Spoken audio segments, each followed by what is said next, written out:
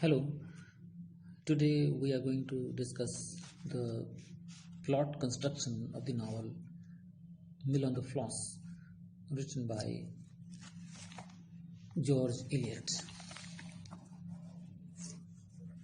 In the novels of George Eliot, we find that there is a logical causation or a thematic unity, and that is why David Cecil has said about George Eliot, her mind was always active.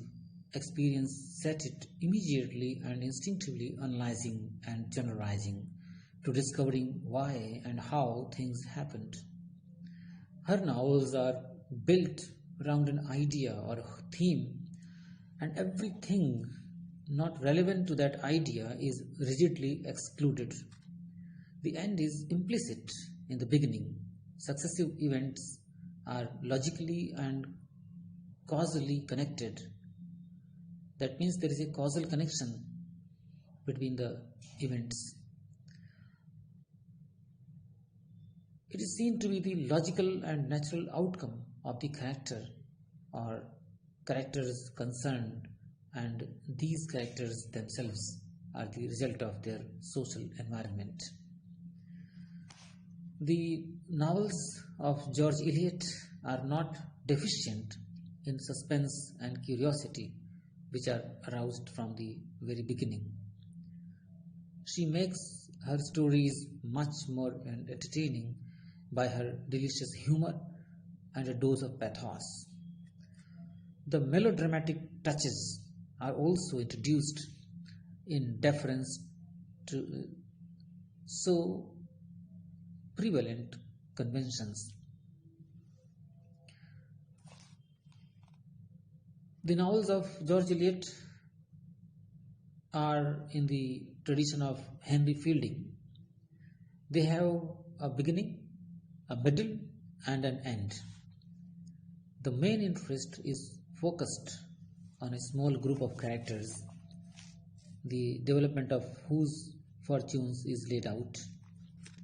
The story ends in a marriage or death, and the future of the survivors is indicated. Wit and good descriptions delight the reader. Dramatic elements captivate their interest. Yet there is some originality and innovation in the art of her plot construction. She takes a deep interest in social environment and inner happenings of the characters.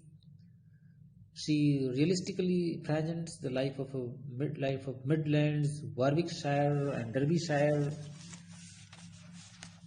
The plot of the novel, The Mill on the Floss, is an organic whole.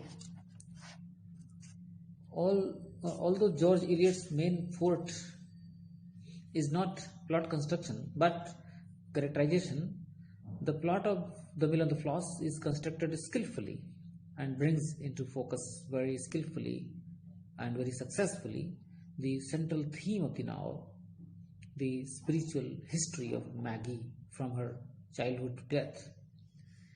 We must get an account of the early life of Maggie and Tom. This is followed by an account of the school days of Tom. Philip is introduced and Maggie is drawn to him because he is deformed. Thus is established a relationship of far-reaching consequence. The school days suddenly come to an end owing to the financial bankruptcy of Mr. Tulliver, and Tom shows his mental